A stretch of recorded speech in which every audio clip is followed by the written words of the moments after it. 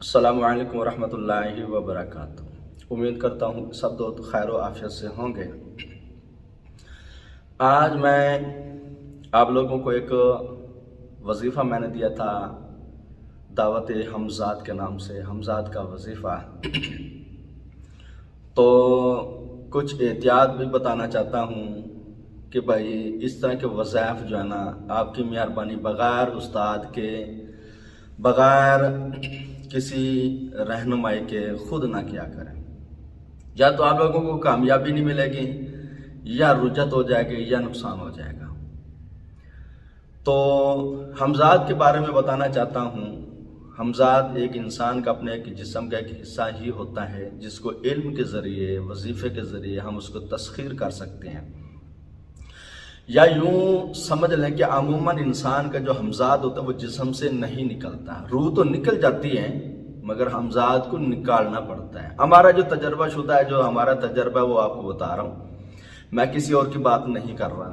میں نے تقریباً کئی لوگوں کے حمزات نکالے تو ہمیں علم کے ذریعے ہی نکالنے پڑ گئے کہ وہ خود نہیں نکل سکتے تھے۔ ہاں، کچھ حمزات ایسے ہوتے ہیں جن کے پاس اپنا ذاتی علم ہوتا ہے، وہ بندہ ہی عامل ہوتا ہے، اس نے تو اپنے حمزات کو ہی نکالا ہوتا ہے۔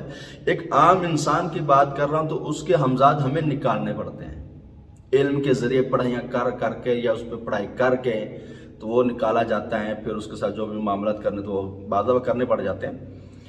تو ایک مرتبہ ایسا ہوا کہ ایک شخص نے حمزات کا وظیفہ کیا۔ اگر آپ نے ہمارے چینل کو سبسکرائب نہیں کیا تو سب سے پہلے ہمارے چینل کو سبسکرائب کریں، بیل آئیکن کو آل نوٹیفیکیشن پر اوکے کریں، ہماری ویڈیو کو لائک اور شیئر بھی ضرور کریں۔ تو کامیابی حاصل ہو گئی حمزات کی، اور اس کی شرائط یہ طے پائیں۔ اچھا، بعض لوگ کہتے ہیں جی حمزات کافر ہوتا ہے، غیر مسلم ہوتا ہے۔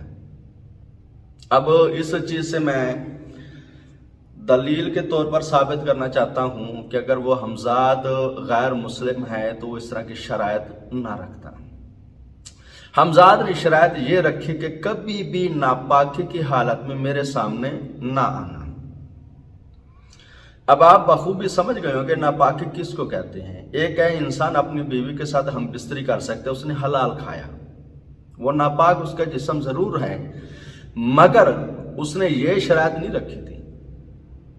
ناپاکی کی حالت سے مراد ہے کبھی حرام کھا کر میرے سامنے نہ آنا، یعنی زنا کر میرے سامنے نہ آنا۔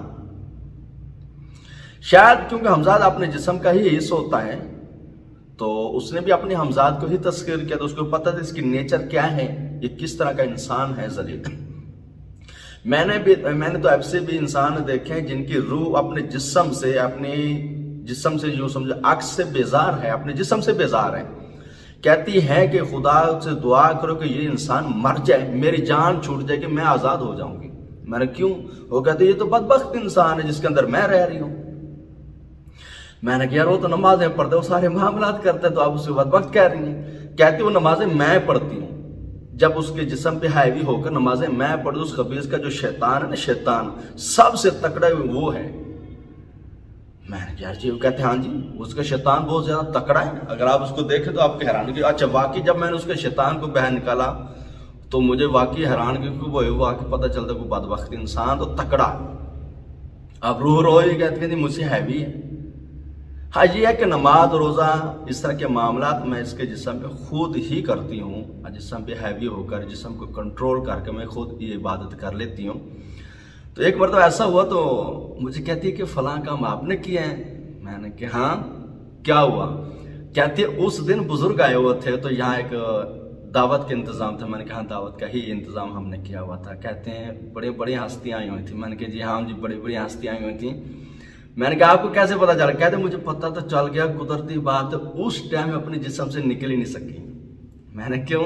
کہتے مجھے نہیں پتا، حالانکہ میں اپنے جسم سے نکل جاتی ہوں، مگر اس ٹائم میں نہیں نکل سکی۔ مجھے پھر سمجھ ہے کہ بزرگوں نے لگتا ہے اس کو کڑا لگا دے کہ بھائی یہ ہماری محفل میں شامل ہی نہ ہو سکے، کیونکہ اس کی اتنی پاور نہیں تھی، اس کی وہاں پہنچ نہیں تھی۔ ظاہر بات ہے جہاں اب اتنی بڑی ہستیاں ہوں وہاں عام بندہ نہیں جا سکتا، تو اس طرح کا کوئی محفل تھی کہ انتظام کیا ہوا تھا۔ بہرحال اس شخص نے حمزات کا وظیفہ کیا، حمزات کے ساتھ تسخیر اور شرائط یہ پائی کہ ناپاکی کی حالت میں کبھی میرے سامنے نہ آنا۔ اب حمزاد مجبور تھا. یہ ایک مسلمان بادشاہ گزرے ہندوستان کا ہی, انڈیا کا ہی تھا. اب تو انڈیا ہو کے پہلے ہندوستان ہی تھا, تو میں اس کا نام نہیں بتانا چاہتا. عاملین بعض لوگ ہیں ان کو پتہ ہوگا کہ اس کا نام کیا تھا. اس خبیث نے کہہ دیا اس کو کہ مجھے لڑکی ڈھونڈ کے لے آ دو جو خوبصورت ہو اور ہو بھی کنواری. اب بیچاری یہ ڈھونڈتا رہا, اور تو نہ ملی, بادشاہ کی بیٹی ملی, خوبصورت بھی تھی اور کنواری بھی تھی, ابھی شادی نہیں ہوئی تھی. اٹھا کے لے کے آ گیا. اچھا, اس نے اٹھایا کہ تخت سمیت جس بیڈ پر وہ سوتی تھی وہ بھی اٹھا کے لے کے آ گیا.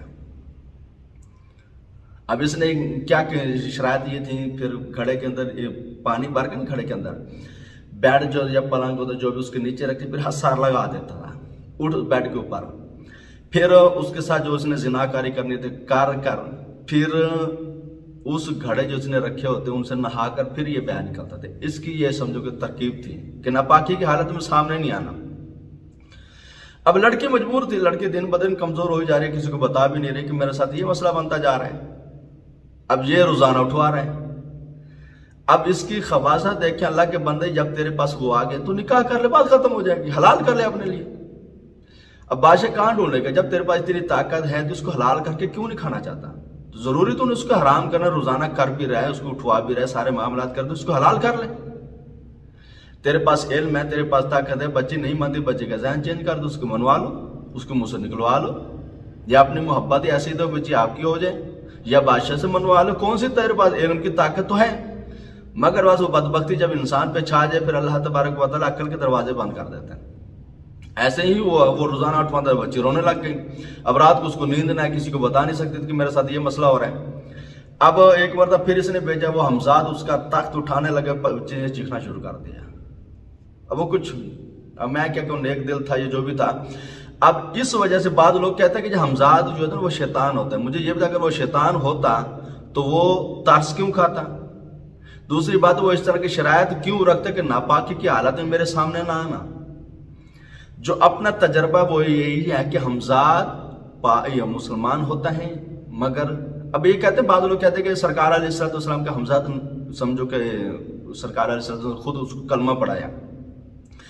اس ٹاپک میں میں بات نہیں کرنا چاہتا, تو یہ اب اتنا اشارہ دینا چاہتا ہوں کہ یہ پہلے اس چیز پہ غور کریں کہ وہ سرکار علیہ السلام نے کب ارشاد فرمایا تھا اور ارشاد فرمانے کا مقصد کیا تھا, اس چیز پہ غور کریں. جیسے سرکار علیہ السلام کی ایک حدیث ہے, سرکار نے فرمایا کہ میں بھی تو آپ کی طرح ہی ہوں, میں بھی تو آپ لوگوں کی طرح انسان ہی ہوں.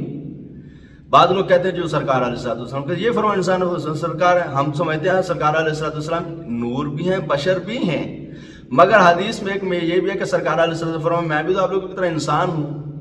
جہاں سرکار علیہ السلام نے یہ ارشاد فرمایا کہ میرا حمزاد بھی مسلمان ہے, وہ میرے ماتحت ہے. یہ غور کریے کب ارشاد فرمائی تھی, اس ٹائم موقع کیا تھا, کیا بات چل رہی تھی, شاید پھر آپ لوگوں کو سمجھ آ جائے گی. بہرحال حمزاد مسلمان ہی ہوتا ہے. شیطان جس کو نفس امارہ کہتے ہیں وہ ہو رہا ہے. جسم کے 4 حصے, روح, حمزاد, عکس, شیطان.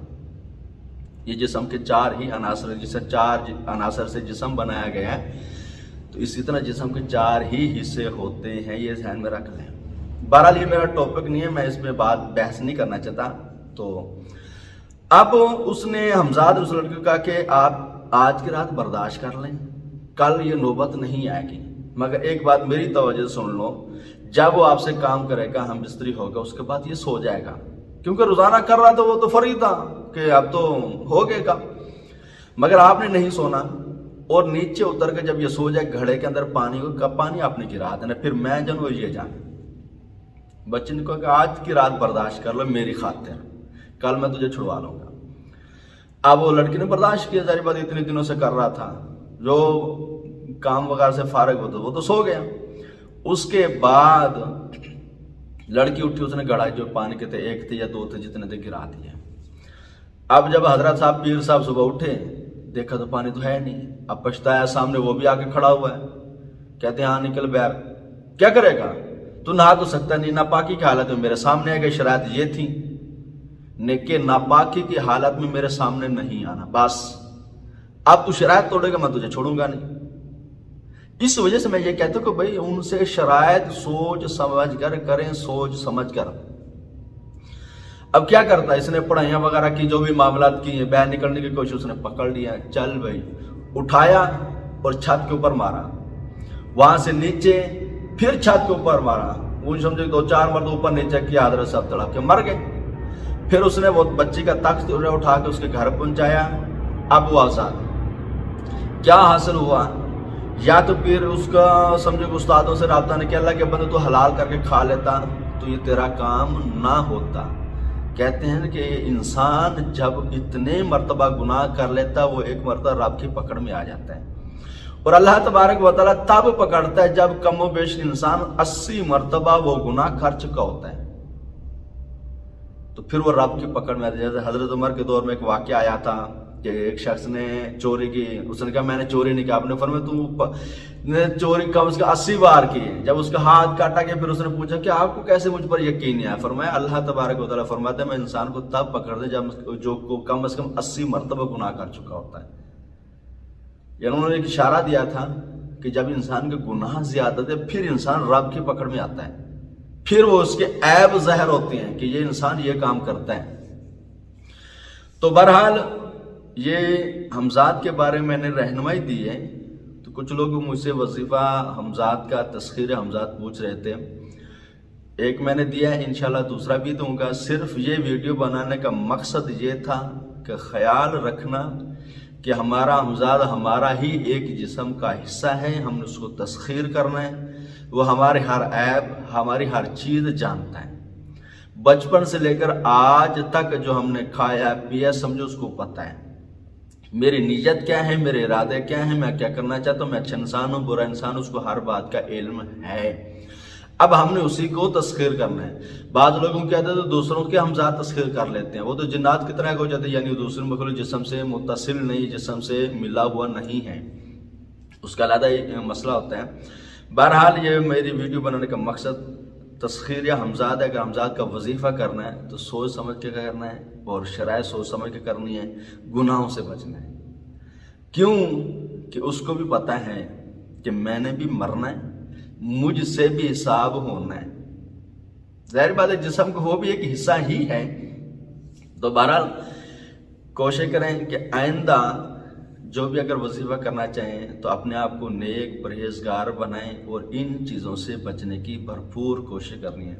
और भी कई ऐसे वाक़यात हैं जो मैं बताना चाहता हूँ। बहरहाल हमारी वीडियो बहुत ज़्यादा लंबी हो गई है, इसके लिए मैं माजरा चाहता हूँ। सिर्फ समझाने के लिए एक मकसद था, ये वाक़या बताने का मकसद था कि आपकी मेहरबानी परहेजगारी ज़रूर रखें और गुनाहों से बचें। जो आमिलीन कहते हैं कि जो हमारे वज़ाइफ में अब वो ताकत नहीं रही, वो चीज़ नहीं रही, तो उनसे पूछें कि आप अपना बैकग्राउंड चेक करें कि मैं पहले क्या करता था, अब क्या मैं लड़कियों में या गैर औरतों में दिलचस्पी तो नहीं रखता, कहीं मुझसे जिना तो नहीं हो रहे, किस तरह के मामला तो नहीं हो रहे कि मैं रब की पकड़ के करीब जाता जा रहा हूँ। तो इस चीज़ पे गौर करें, तो इंशाअल्लाह अल्लाह तबारक व तआला हम सबको खैर व आफियत अता फरमाए, तमाम मुसीबत परेशानी से बचने की तौफीक अता फरमाए।